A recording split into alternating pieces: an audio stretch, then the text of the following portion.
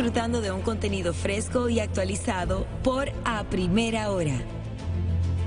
Bueno, amigos, de regreso en A Primera Hora y en nuestra entrevista central del día de hoy nos acompaña un amigo de todos, el doctor Luis Cruz. Yo sé que ustedes también Premio lo Nacional conocen. de la Juventud Sí, 2024.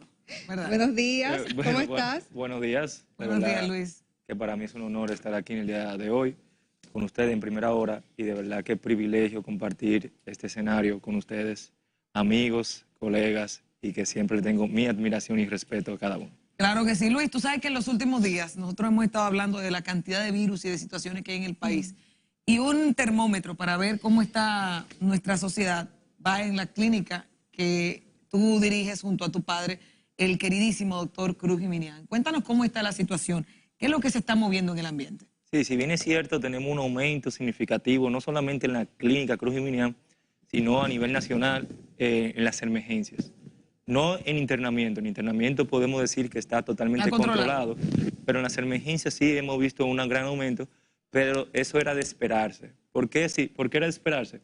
Porque siempre a mediados del principio del año y a final del año, como por ejemplo noviembre, siempre vamos a tener picos de enfermedades virales por las lluvias, por el cambio climático y entre otros factores, como la influenza, que la tenemos presente, la influencia A y B, que la más frecuente ahora mismo la A, tenemos el dengue, que por el acúmulo de agua las personas dejan los objetos como cachivache y se acumulan agua y comienza a ser un criadero del dengue.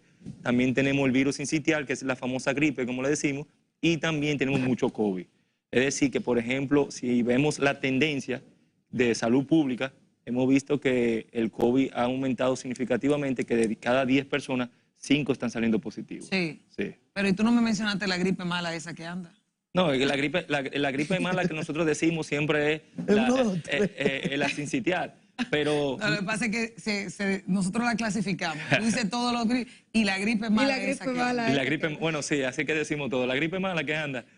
Pero la persona siempre nos dice, tiene COVID, tiene influencia, o puede tener lo que sea, y dice, no, yo lo que tengo es la gripe mala que tengo. La gripe mala. Ahí me gustaría saber, porque yo creo que yo fui víctima de una de esas, porque yo me hice la prueba, yo tengo prueba casera, salí negativa, yo no fui a hacerme al otro lado, porque eso no me gusta, esa manipulación la hago yo mejor. Pero me gustaría saber, porque las fiebres se están dando muy altas. Yo tuve fiebre en 39, 40. Y yo amanecí en una emergencia con suero por deshidratación. Entonces, las medidas que hay que tomar para que tal vez no sea más grave la situación del paciente o el paciente no sea grave. Mira, depende cuál va a ser el virus. Por ejemplo, para la influenza tenemos vacunas.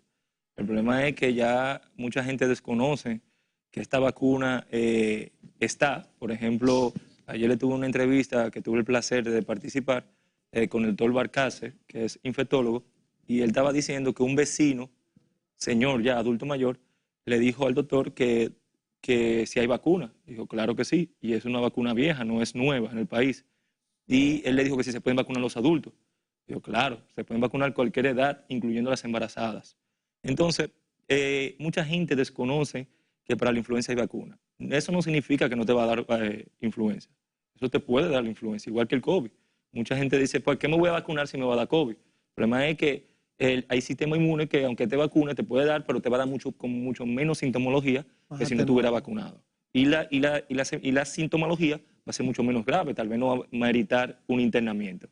Ahora bien, sobre la pregunta que me dice, lo único que se hace con estos procesos virales es tratar el síntoma que presenta el paciente. Por ejemplo, si presentas una fiebre en 39, ya es una fiebre que está muy alta. Hay que tratar de evitar que llegue a 40.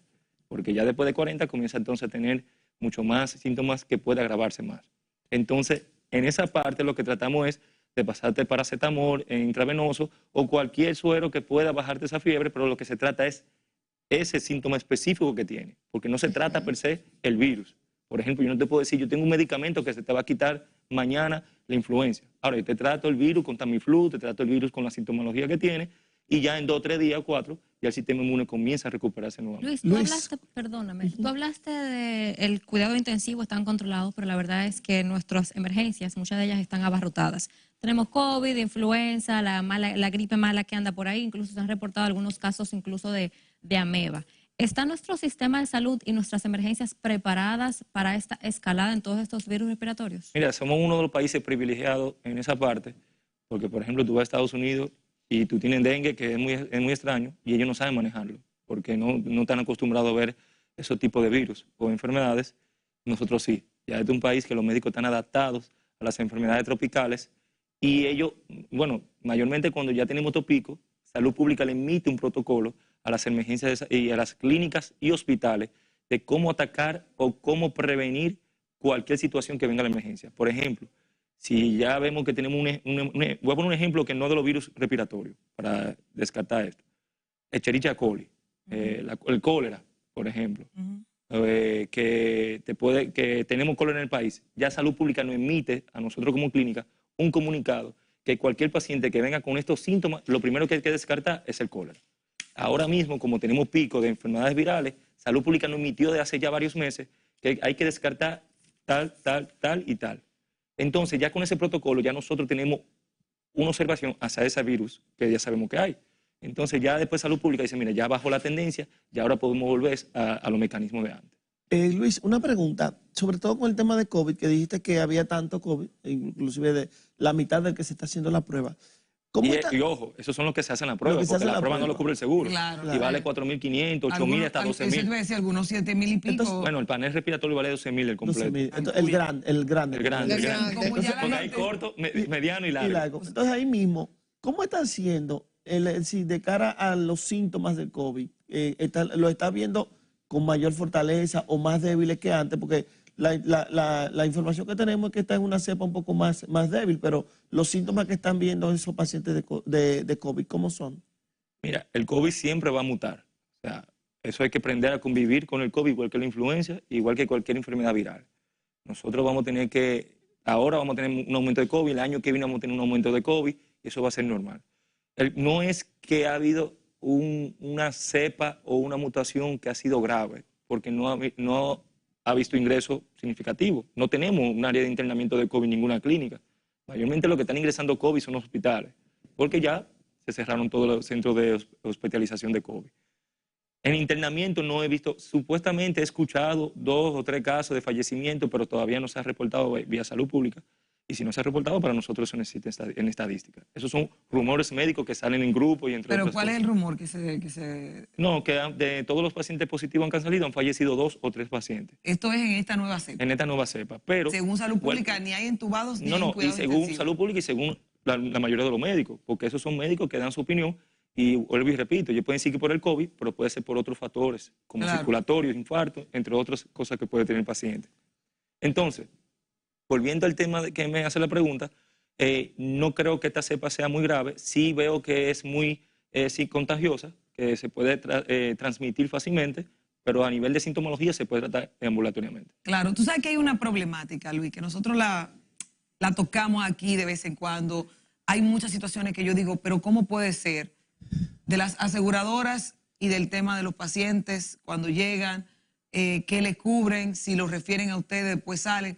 ¿Cuál es la situación que hay? Porque ahorita nosotros en el panel hablamos del tema de la cobertura de la sangre, que ese es otro punto, que la sangre hay que buscarla y no hay cobertura o no se tiene establecido cómo, pero las aseguradoras juegan un rol importante en una clínica. Ustedes son privados, a pesar de que su rol prácticamente social al 100%. Es así.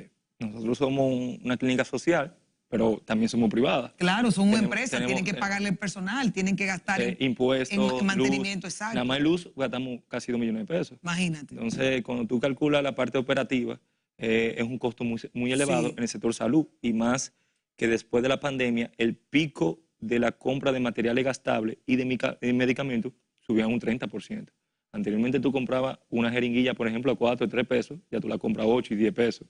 Es decir, que las cosas han subido demasiado, pero sin embargo, el precio de la aseguradora hacia la clínica se ha mantenido igual. Los aumentos que ha habido significativos ha sido por la inflación y entre otros factores, pero no ha sido un aumento para tú poder recompensar lo que conlleva. Y voy a poner un ejemplo. Cuando tú vas a un hotel, cualquiera, aquí en la capital, mínimo tú pagas $100. Y tú entras a las 3 de la tarde y el check-out a las 12 de la tarde. Y te incluyen nada más el desayuno. Ese es un hotel aquí en la capital de esos, como los que están aquí para... Malecón, ponte tú. Cualquier hotel. En una clínica no importa la hora que llegue, puede llegar a las 7 de la mañana, 6 de la mañana, si amerita ingreso, te ingresa.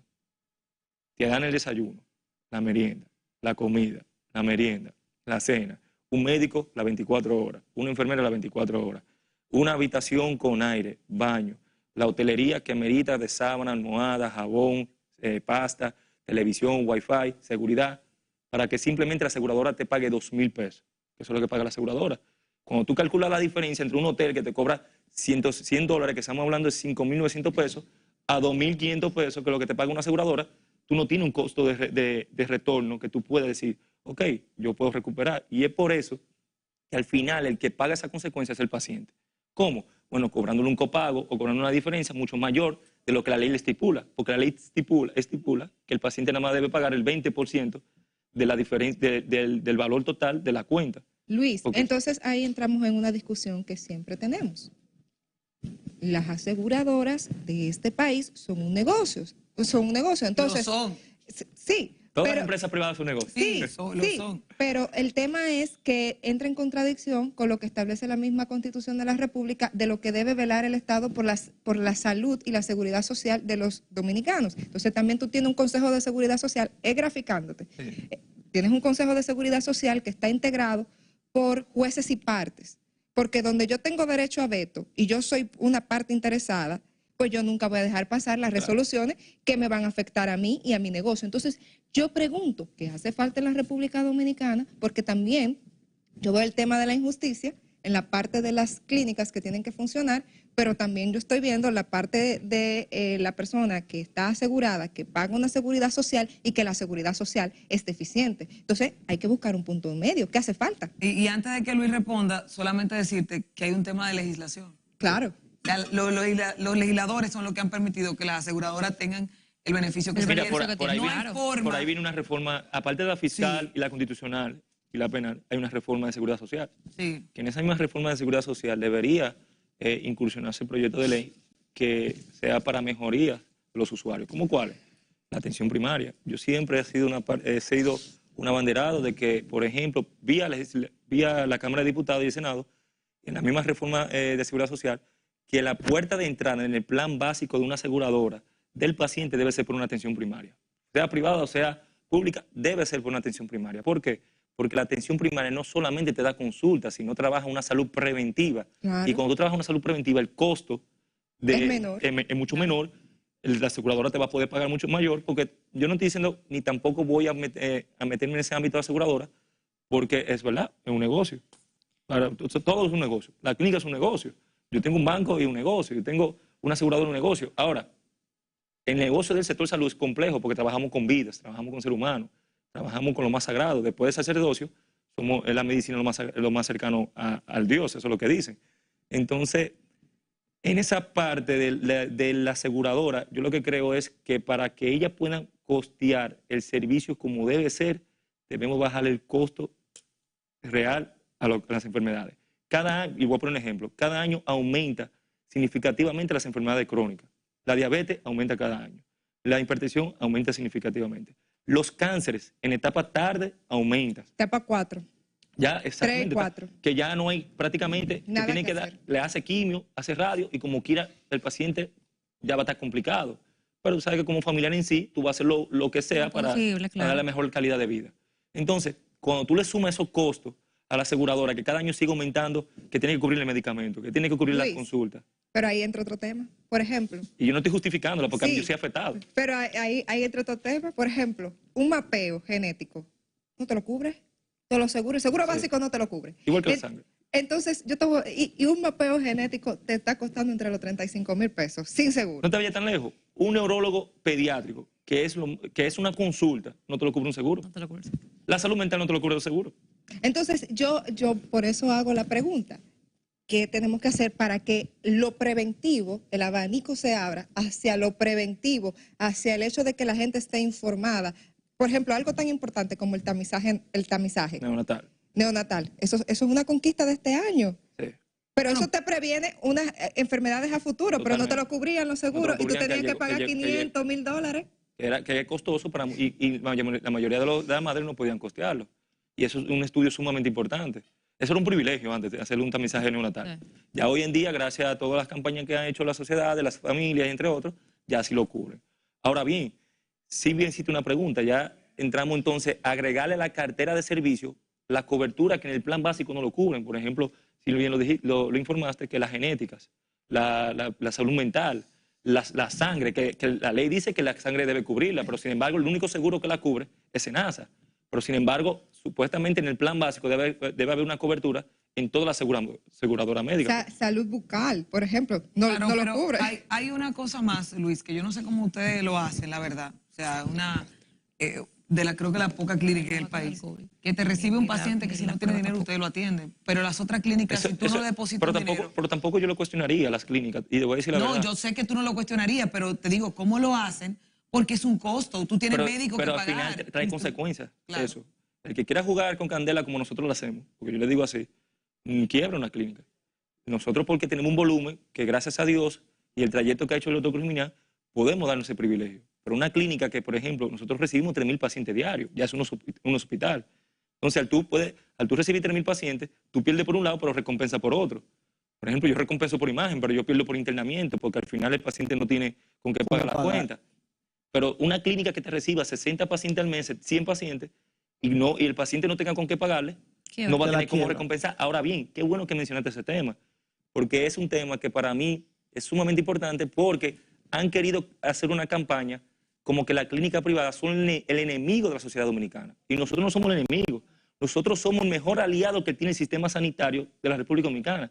Es más, si la clínica no existiera, hubiera un colapso en el sistema sanitario. Porque a nivel de la deficiencia que tienen los hospitales, la clínica recompensa esa deficiencia. Y es por eso que hemos podido dar servicio humanizado, de calidad, y garantizar el servicio en tiempo real al paciente. Deficiencia en cantidad y en calidad. Exactamente. Imagínate. ¿Que se ha querido mejorar? Claro, se ha querido mejorar, pero es un sistema que no se va a mejorar en 5 ni 10 años. Pero antes de volver al tema, antes de pasar a ese tema, cuando mencionaste lo de los depósitos, yo estoy totalmente de acuerdo. Yo estoy en contra de los depósitos, por ejemplo, ingresar a un cuidado intensivo de 250.000. Como ayer que me llamó un Cavada para un paciente y me dijo que le estaban cobrando 250.000 para ingresar a un cuidado intensivo. Pero tú dirás, concha, ¿es abusivo? Tal vez sí, pero el problema es que nadie sabe la parte operativa de una clínica. Cuando un paciente va y lo ingresa sin depósito, te dice que no tiene efectivo, que lo metan preso. ¿Qué dueño de clínica que sea humano, que de verdad le duela, va a someter o va a meter preso a una persona porque no le pagó la cuenta? Yo no he visto uno, yo no conozco ninguno. Yo no conozco ninguna clínica. ¿Pero se quedan con los pacientes? No, eso bueno. A ti no te descanalizan una vena uno si tú no pagas oye, las clínicas tratan de llevarte hasta donde tú más puedas, porque es verdad, ellos tienen que buscar el dinero, pero al final tú no lo tienes y ellos no tienen ninguna solución que despacharte. Yo diario, tenemos una reunión diario, cada semana con clínica privada, y si nosotros tiramos los números de pérdida, es mucho. Entonces, ¿qué ha obligado a la clínica? A tomarle depósito antes de tiempo para garantizar que por lo menos tenga el costo. Ahora, yo siempre he sido partícipe y siempre he dicho que debe haber un proyecto de ley para beneficio de la clínica que le garantice a cualquier usuario accidentado, que tenga documento, que no tenga documento, por lo menos las primeras 48 horas hasta estabilizarlo. Sí, y después de las primeras 48 horas, tú lo puedes mover. Pero aquí también hay clínicas privadas donde han dejado morir pacientes porque ingresan a un centro privado y no tienen un seguro médico o no tienen con qué pagar ese depósito. Una tarjeta de crédito. Una tarjeta de crédito abierta para que lo asistan. Por eso es que yo digo que el gobierno y las clínicas privadas y el sector privado debería tener una mesa para hablar, porque debido a esa problemática de que yo te cobro, no te cobro, que tiene miedo, ha pasado consecuencias que le ha afectado es el usuario, porque puede fallecer o puede pasar un mal rato, porque tú no te imaginas la frustración de un familiar que el ver a su paciente está muriéndose y no conseguir un sitio. Pero también tenemos que ver que las clínicas tienen una parte operativa. Por ejemplo, los medicamentos cuestan, señores, y ningún laboratorio te lo va a dar gratis.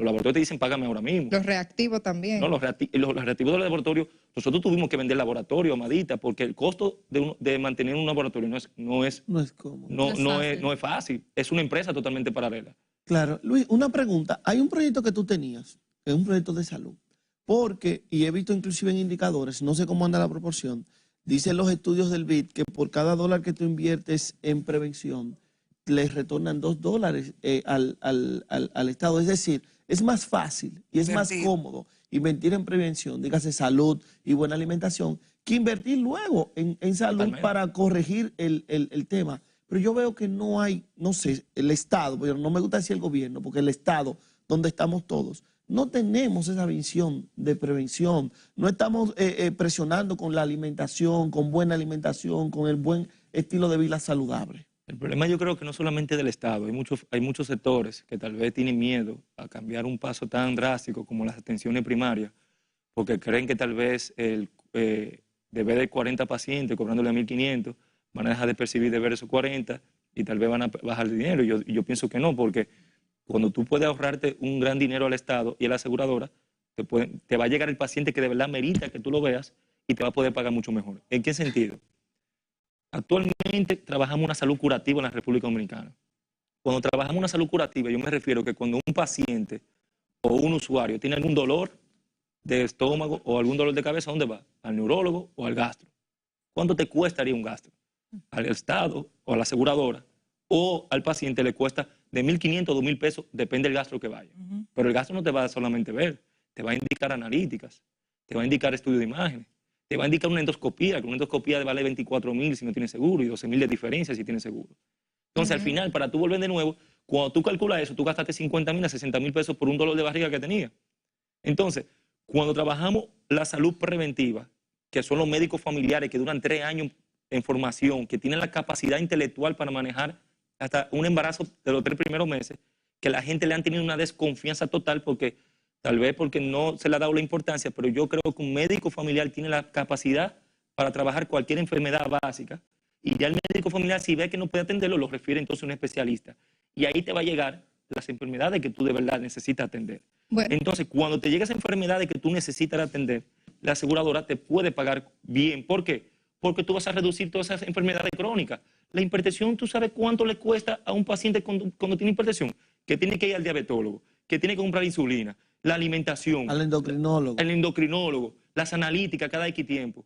Cuando tú calculas eso, de verdad que le sale un costo muy alto. Ahora, cuando trabajamos una salud preventiva, porque la hipertensión se puede prevenir, la diabetes se puede prevenir. Sí es. Y si ya lo tiene, puede tratar de que nunca empeore, que trate de mantener tu enfermedad en estado normal, porque cuando empeora también es mucho peor. Entonces, la salud preventiva es totalmente bien para la República Dominicana y necesaria. Bueno, Luis, agradecerte por estar con nosotros en el día de hoy. Las conversaciones cuando son tan interesantes media hora pasa rápido. Pasan muy rápido. Y mira, sobre todo me ha gustado hablar de las clínicas privadas porque eso es algo que no ha afectado mucho a la clínica, la campaña de críticas, pero sin embargo la gente no sabe el trabajo que pasamos nosotros como clínica. Tal vez hay clínicas que, ¿verdad? Tal vez no lo ven como nosotros, pero hay clínicas que sí le importa mantener los estándares de la República Dominicana. Y la calidad, pero tú sabes que es lo bueno, Luis, que tú eres de aquí.